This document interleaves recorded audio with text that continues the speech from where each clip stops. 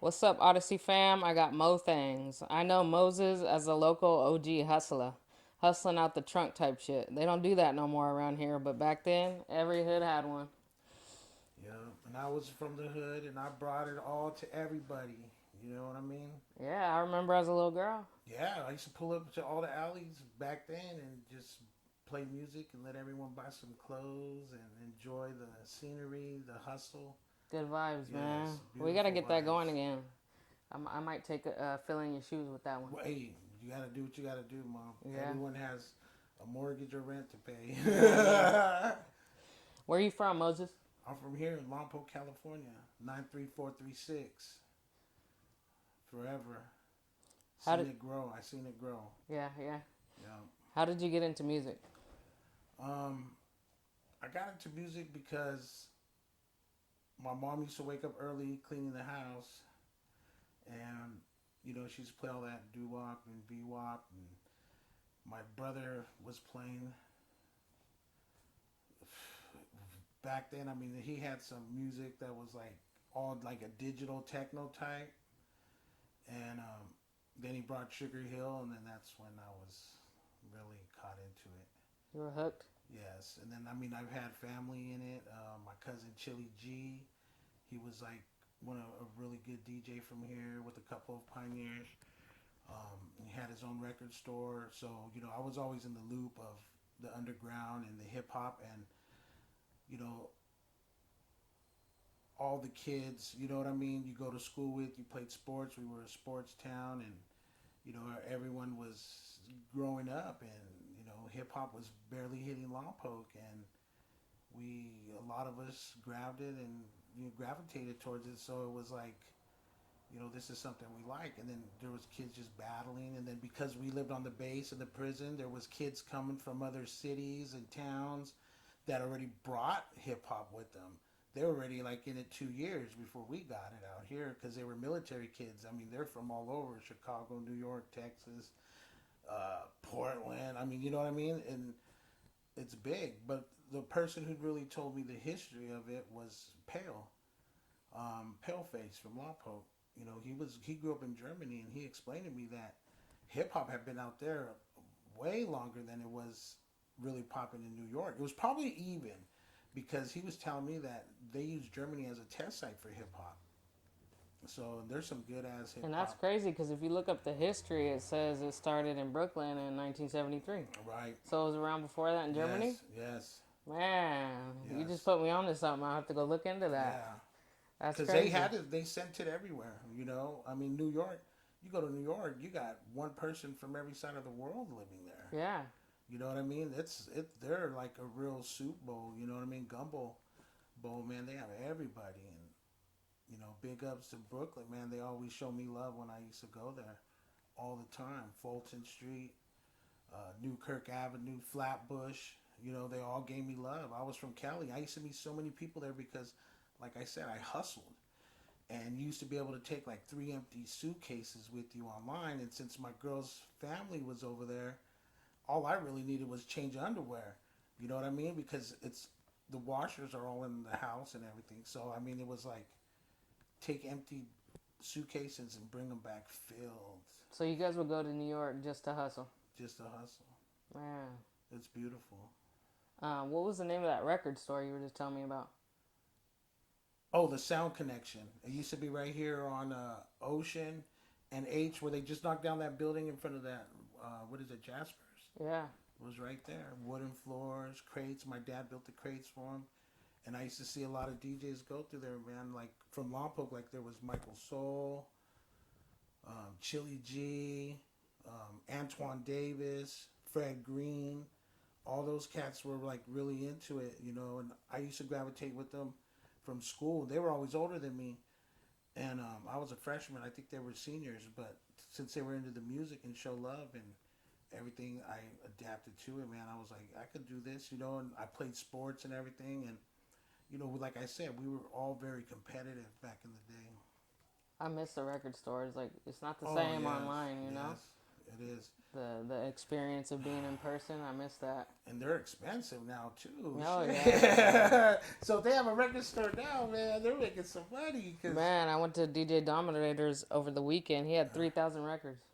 yes, he's been an avid collector for a long time. Like I said, sometimes I go with my pops and hustle at the swap meet, and he bought some records from me before. Yeah. Do you Yeah. still have some records too? Not as many. No. Not as many.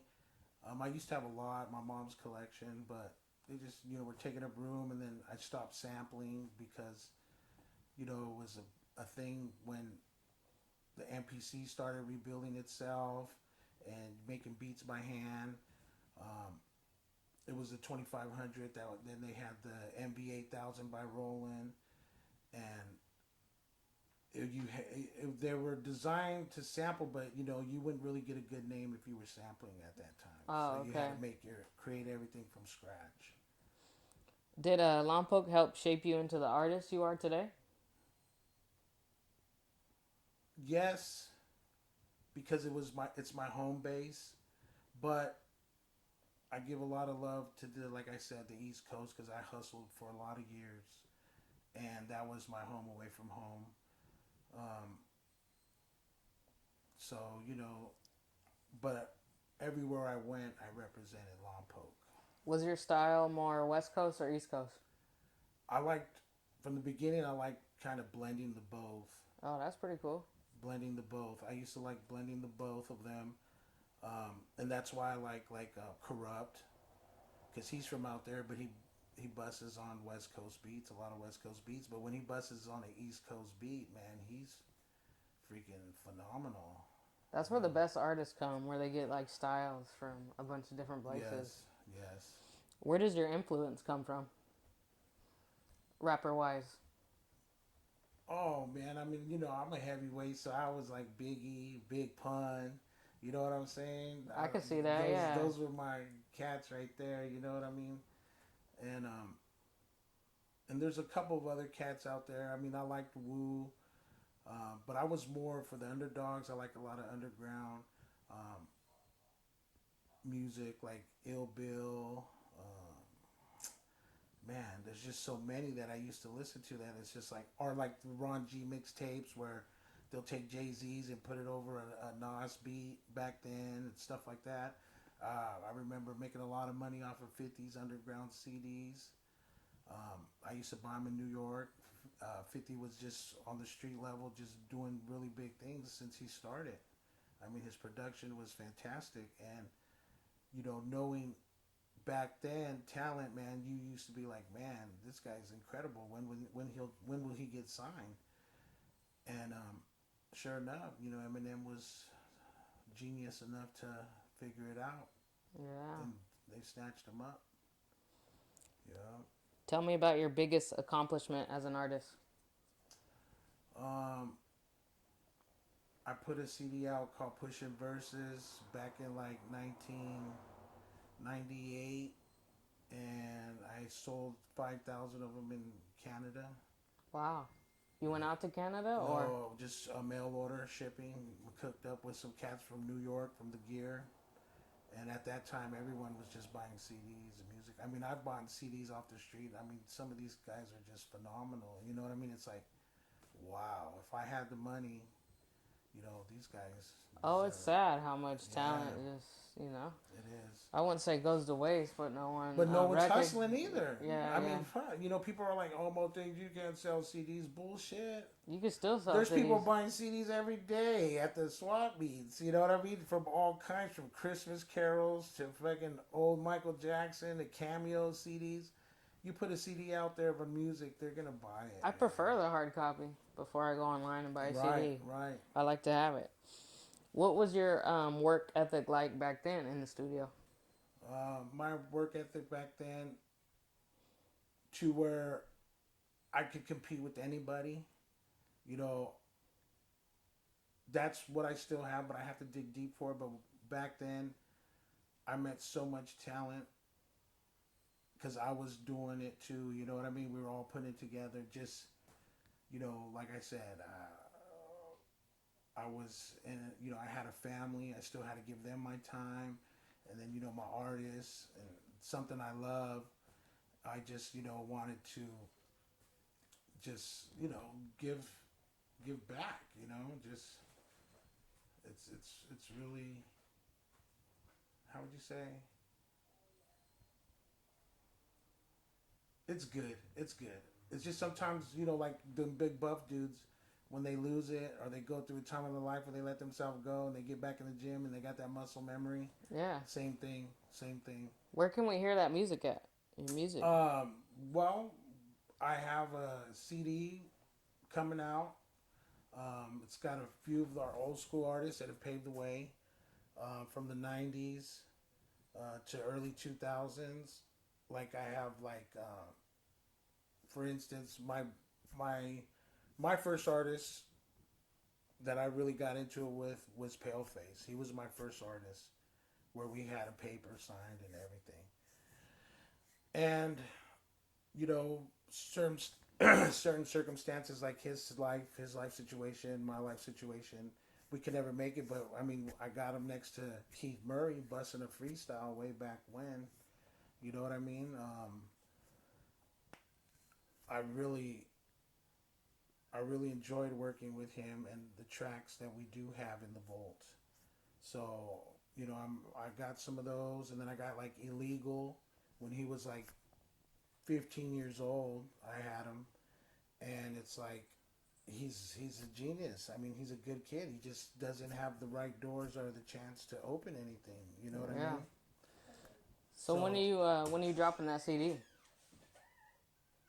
Next week. Next week I'll have the flyer out and you can buy it. It's got like Try Me Not, Burnell Holmes in there, Caponiac, Young Mike.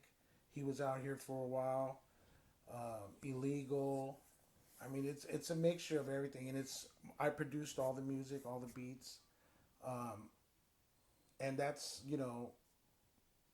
pretty much where it is. But I have more that I will like C-Loon, um, from Lompo. I mean, I have a lot of artists, even some Hmong rappers, man, that I had recorded like in '95. Oh damn! Yeah, there was a Yeah. big Hmong You community out remember the here. bugs? They were here. They moved, huh? A lot of them moved. A lot of Yeah. them Where'd they moved. go? They just. Wisconsin. Why is that? I don't know. They're all out there though. Yeah, we used to have a lot of Hmong. What used to motivate you to make a song? Usually. Just hearing my artists, just hearing them, just having people come over that were hungry and just needed somewhere to vent. And it'd be in the studio, the bathroom, the shower. It's all true. Everyone records out of there. From back in the day. Yeah.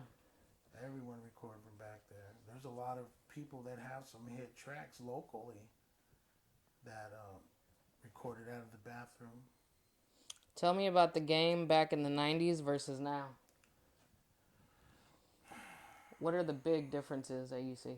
Well, respect. Respect is out the window. It's gone. Um, I remember in the 90's, no one would even, step to you like being within your bubble. You know what I mean? And then I noticed it like in 2004. I was starting to get back into the music and I meet rappers and they're like all in your face. Like, yo, back up. You know what I mean? So that's when respect was starting to go out the window. Um, I believe it was more of a solid state in the 90's. They say it was the golden era of hip hop. And I'm glad I witnessed it. I'm glad I witnessed it. And nowadays, everyone got careless. People were taking advantage of everybody. Um, Even the labels, introducing their artists with certain type of drugs to try to enhance their memory or their style. Um, it's not their fault, I believe, um, but it's the respect has gone from since the '90's. That's very true, and I've never heard that bubble thing you were talking about. Yeah, before people like say like your father in my era. When we approach someone like, "What's up?" You have a space distance between you, but now it's like kids are just like all in your area, like Yeah, that's crazy. And that's crazy because I never heard of that. Yeah, So like back the I. and I noticed that in the 2000s when I was like hanging around younger people because I was meeting more artists, and I was like, man, what are you guys doing, And it's gone, it's gone. The So are respect you is just gone. used to it now? Well, I don't really hang around that many people, Okay. you know what I mean? Because Yeah, I don't yeah. want to have to go there and get it. And a lot of people I do invited to my home, they're all friends from the 90's. Oh, okay. Yeah, You know yeah. what I mean? So yeah, What do you think about 6ix9ine and that whole situation he got himself into? it's a sad situation. A kid who was drug into something I believe that he wasn't ready for. Um, I believe he was taken advantage of by agents. Um, but then again, like I said, the respect is gone. His entourage was just off the hook. They were doing things they didn't need to do. Towards him, right? Not only towards him. I mean, I heard they was robbing and killing and all that. You know what I mean? And I mean, it's like that kid had so much money just to go live on an island by himself. Yeah.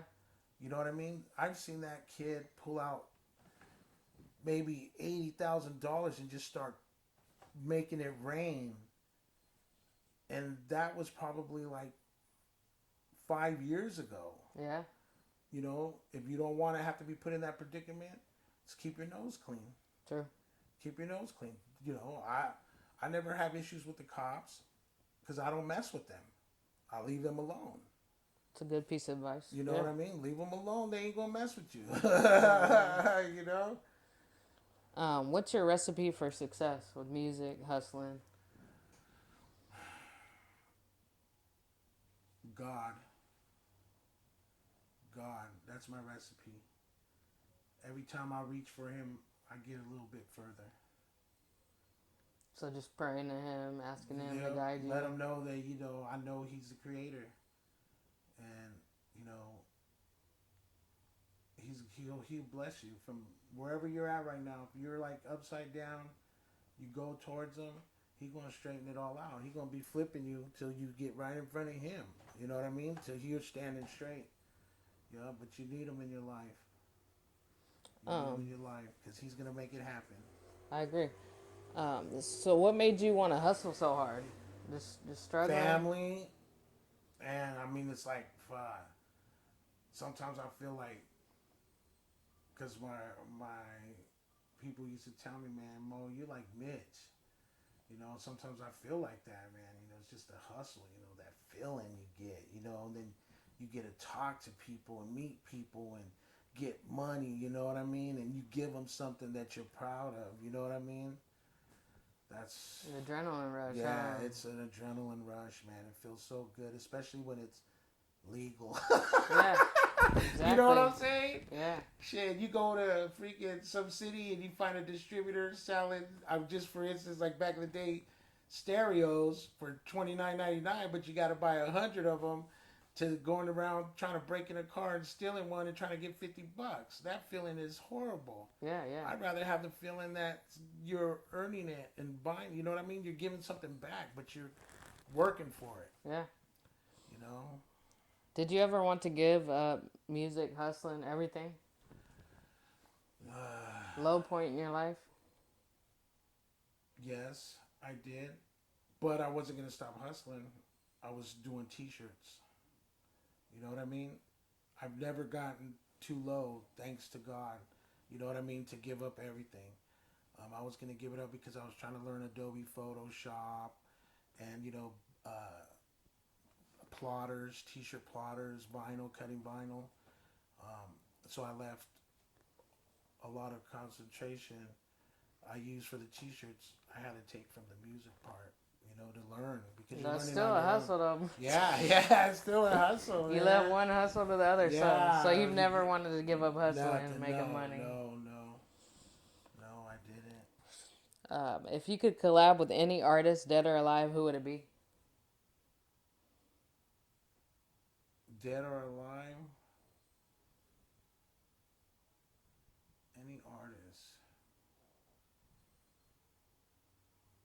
I like AZ.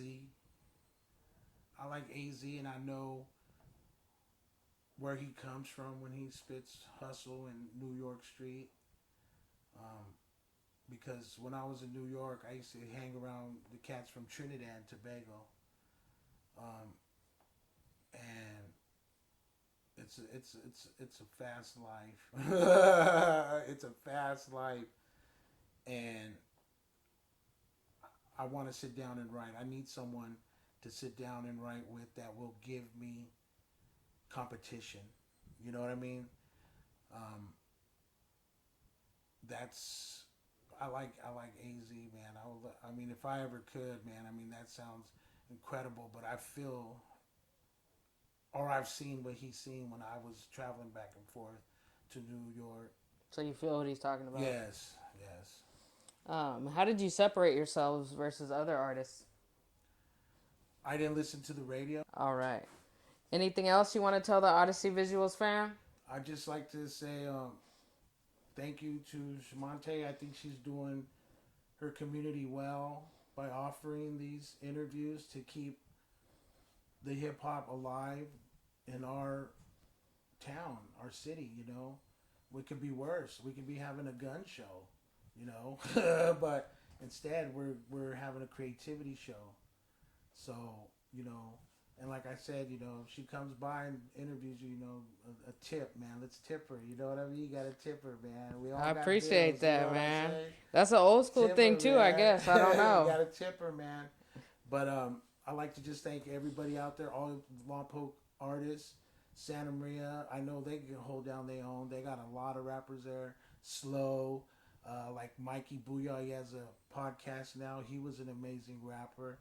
Um, White boy rapper. He was cool. Um, I mean, like, there's just so much. Santa Barbara. I just heard this cat named Pugs over there with Mike Bless and Ventura, Oxnard area. Oxnard Pugs. Yeah, I got man. an interview with him lined up. Yeah, So stay tuned for that. I like his style, man. I like his style. He's good, man. You know, Mike Bless, he's still doing it. My boy G Rock, Stick Gang, Diallo, FG Thriller, Uso Posse, um, Moe Thangz, Boss Beats, Best Entertainment, Caponiac. I mean, Illegal, Bloom, Debbie, Debbie Rams. all you guys, man. You know what I mean? Just stay strong, man. Just stay strong. And I love all you, man. Thank you for watching. And also, I want to plug my son in for them true video gamers. Street Fighter. If you want to see Street Fighter one night, you come home, want to chill. He's on Saturday nights on Twitch at symbol Noah the Prodigy 12. And you guys will see some professionals just going at it. And it's really entertaining when you're chilling and relaxing. So I hope you guys peep that out. Yeah, we're gonna lock in that interview too with your son. So stay tuned for that for the gamers. Yes, and like anybody, I forgot my Paleface. I mean, everybody, Sosa. I mean, I'm just trying to do this all for you guys, man. You know, trying to get you guys out there to the world. I mean, it's just a stepping stone. And then, you know, Stick Gang TV. He's doing a big competition right now. But he's doing it if you believe in yourself. What is it? Either take a shit or get off the pot. Yeah. Yeah. You know what I mean? It's true. You going to invest in yourself or not? If you're not, then get off. It's incredible, man. But good luck to everybody out there. Stay tuned. September 7th at 5 o'clock West. This time right here, Lompoc time. All your friends, family, they're all going to be live streamed on a podcast show by Jizu Radio with DJ Eddie Cuts. And I'd like to thank you guys, man. Can you tell me one more thing? Can you tell me what 15 artists you have? Oh my gosh, off the top of my head, yes, I can. I can tell you. All right, let me see. Diallo featuring Shida Mac, Limerick, Uncivil, Smokey Capone, Paleface, Sosa, Caponiac the Mac, Sticky Green, Illegal, Beanard from Lompoc, Bloom, FG Thriller, Boss Beats, Try Me Not, and CY. Those are all the cats that came at me first. So it's going to be a really good little. And Bernard, he's from the 90s? Yeah, let me Damn. tell you about Bernard. Me and Bernard in science class, when we'd see each other, we would just start beatboxing, and then we used to have scratch battles. Do you remember the blue binders with the cloth, like a cloth on them? When Nah. you like rub your finger or a pencil, it sounded like you was scratching. We used to do that in class, You brought us man. back, man. And Bobby Singer, I gotta give a shout out to Bobby Singer because he was like our arts instructor. I mean, he was the one bringing hip hop, graffiti, everything. To Hey, Lompoc. shout out to him because he Yeah, reached out to me and said he yeah, offered me free work and stuff. yeah. Bobby is an artist. He's talented, man. He's the one that used to draw all them characters with the fat laces and the Adidas shoes and the yeah. Bobby is an amazing guy, man. He's a good guy. Yup. All right, y'all. That was Moe Thangz. Thank you for taking the time to do that for us, OG. I I appreciate love it. the OGs, man. They're always the most entertaining interviews. Thank you. Make sure y'all hit those like and subscribe buttons so you don't miss out on your content from your favorite rappers coming soon. And let me know in the comments below who I should interview next. Much All right. love. Much love.